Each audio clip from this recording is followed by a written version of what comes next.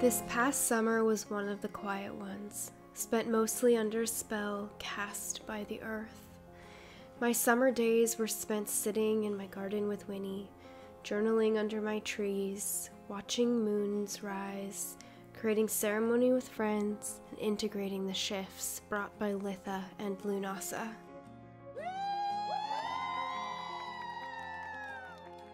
Winnie is headed to his spot.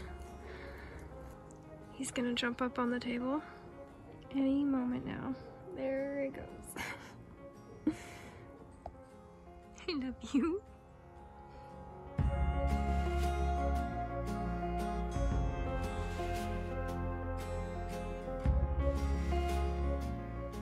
This summer was such a contrast to last, where I was in the river every day for hours, doing water rituals and looking for a piece of myself beneath the surface. At the end of last summer's diary video, I said I was moving into my earth magic era, and I didn't know then, but I was foreshadowing the year ahead. This summer, a wildfire blanketed our hills, closing access to my favorite swimming holes, so instead I found myself rooting, staying mostly close to home, except for those few special times where the wind took me to see new things and explore other islands.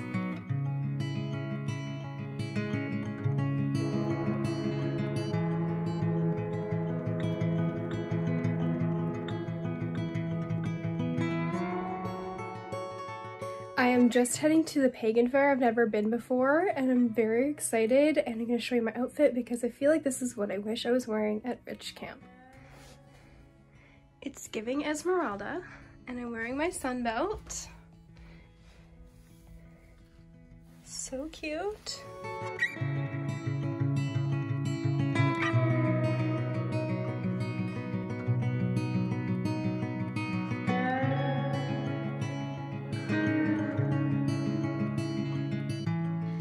You guys, I got this overcoat at the pagan fair.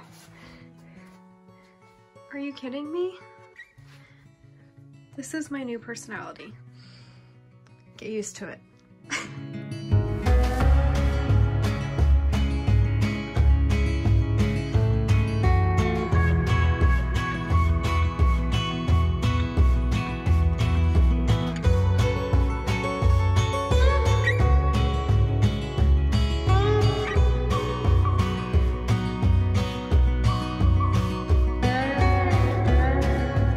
I've just picked up my mom's special package.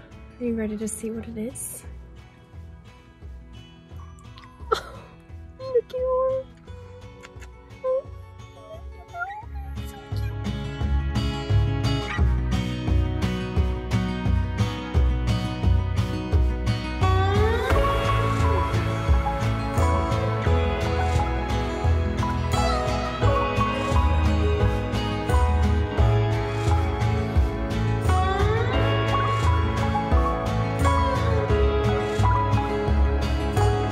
Your girl got a new camera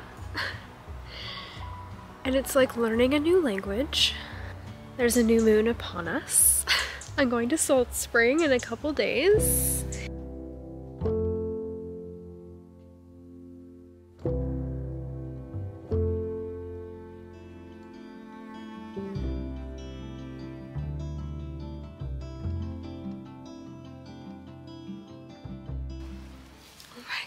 This is my lemon balm, and I've been waiting all summer to harvest all of it, and I'm so excited to drink this through the winter. I drink lemon balm tea every single day, and I think it's just gonna be so nice to be able to drink the lemon balm that I actually grew throughout the winter. And I just love this plant so much. Maybe I'll even make a tincture. That's something I could do.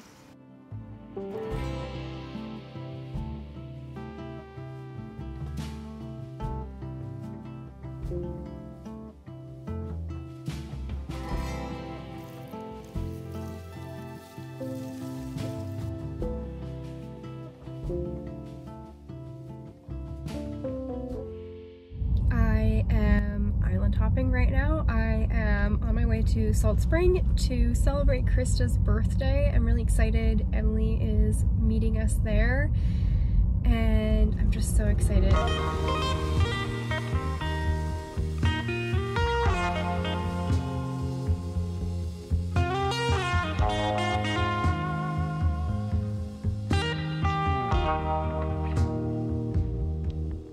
For the last couple years, I've been unraveling mysteries within my craft that tell stories of my past lives and ancient inner knowings. Along the way, I started to see a golden thread that linked so much of my awakenings to different isles. Not long ago, while I was working with a healer, she delivered a message to me that resonated in a way that felt like a missing puzzle piece. She tapped into my timeline, seeing that my magic comes from the wisdom of islands, that in past lives, I journeyed as a priestess on sacred islands, and here and now, the island priestesses that I have journeyed with through time were meeting me in the present to circle together once again.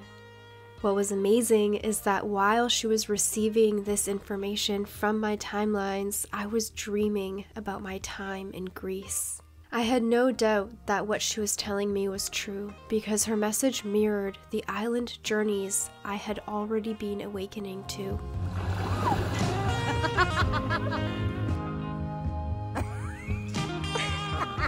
She asked me if I was thinking about moving to Salt Spring Island, one of the smaller isles nearby.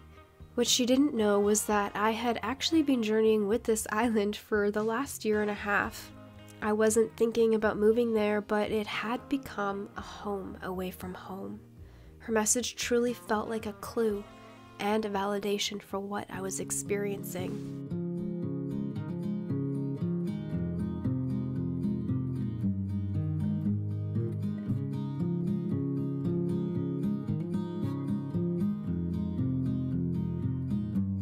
At my first witch camp a year and a half ago, Krista invited me to her home on Salt Spring Island for a red tent. Ever since then, the spirits of this island and her priestesses were ushering me through so many thresholds, showing me the healing power of divine timing. Over time, it felt like Krista and her family had adopted me in a way, bringing me into their clan while introducing me to the magic of this land. From my first visit, I knew that I had been led here, and that this family was showing me what a healthy family could look like. At first, it was so foreign to me, and I often left the island wondering if I would ever be healed enough to have a family like that of my own. But with every trip I took to this isle, I revealed layers of my own stories to be released. And as I answered the call of Salt Spring, I unfolded a little bit more, eventually realizing that I didn't need to be something more to be deserving of love or have a family of my own. My devotion to this unfolding and my dedication to detaching from this particular story had become my summer practice, and it was at the turn of the season where I started to see the effects of my devotion. The week before I left for this particular Salt Spring trip, I had done something that I had been wanting to do since I was a young girl. I had reclaimed my voice and cut my most disempowering cord, a cord that was dripping with the blood of my core wound and was the foundation for all of my suffering. Exactly 1 week later, I traveled to Salt Spring for this trip, where my moon arrived. And for the first time since I had gone off birth control 8 years ago, I had no pain. I had been diagnosed with all the things, had all the pain, but my body was showing me that I had made it through a clearing. When this was happening, I remember so clearly thinking, if I'm not in pain, something must be wrong. As I spoke this story out loud to the other island priestesses, it dissipated just as quickly as it had formed, and it felt like freedom. Happy birthday, dear Krista! I was there for Krista's birthday, but it also felt like this island called me back on this specific weekend for a divine reason. I had freed myself from my attachment to a core wound created on one island, and it was the magic of another that started to bless the space I had just created within me. That weekend, the witches gathered and we celebrated Krista's birthday, spent hours at the nude beach, ate so much of Neve's cheesecake, worked on our books of shadows, and sat in community over and over again.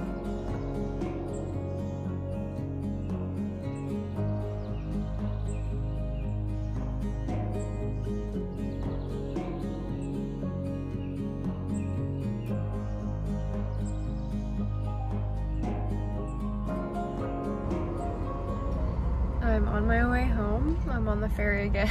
There's not a lot of people on the ferry right now, which is very unusual. Yeah, wow. What an absolutely incredibly fulfilling weekend, and I will fill you in when I get home because I'm really tired. Remember, thank you and safe travels.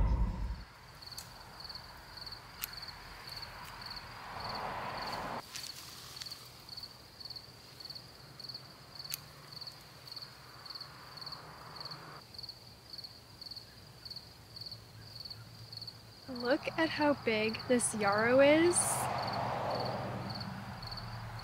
This yarrow is really, really old and hardy, and so this is why I like to collect it here.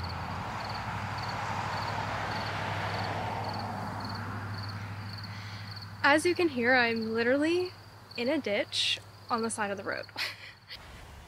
I got a new lens for my new camera. Got this in the nick of time.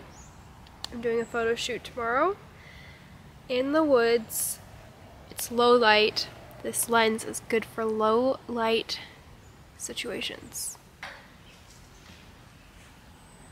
I feel like the quality looks really good. I'm gonna walk over here. How does it look?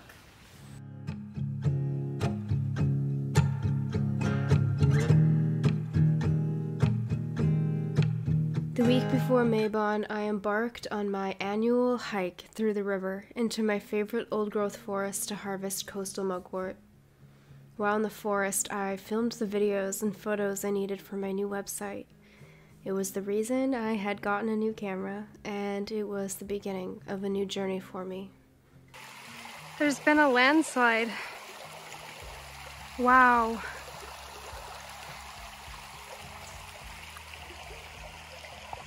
I'm going that way.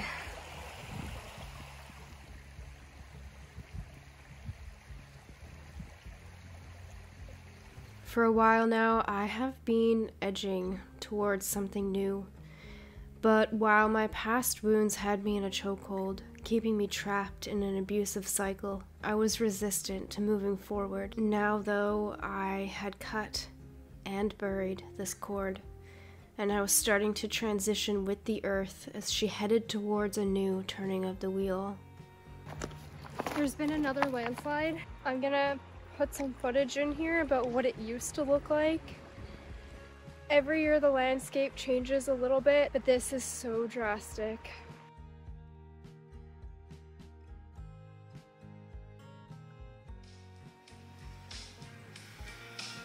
In the forest, listening to Amanda Marshall. Doesn't get better than this.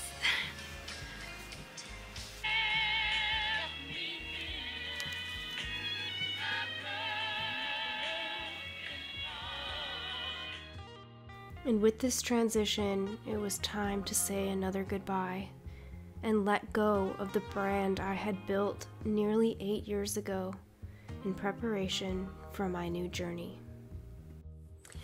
So I have hiked upstream once again to get my coastal mugwort for Mabon. It's a little bit early. Usually I would do it next week, like the week leading up to Mabon, but I'm so busy because my new brand launches on Mabon on the 21st, and by the time you see this video, I do think it'll be live. So if you're seeing this, then my Whispering Winds School of Witchcraft is live, and I feel like I'm entering into a new era.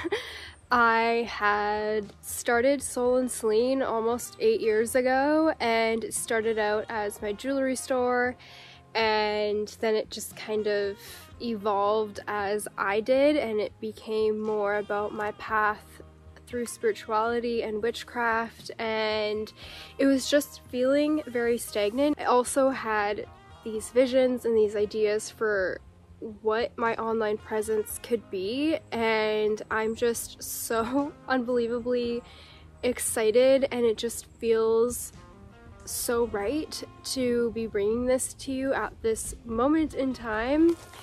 And so yes, so please go check out Whispering Winds School of Witchcraft. All of the links are in my bios and my description boxes, and my Instagram name of course will be changing from @SoulAndCeline to @Whispering Winds Witchcraft. And yeah, so many amazing things are on the horizon.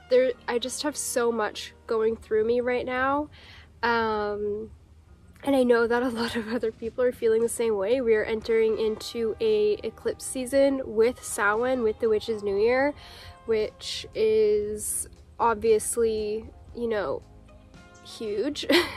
This is a time of death and rebirth, and so to have eclipses, solar eclipses that also reflect that meaning, and astrologically things are really aligning. People are really shedding their skin.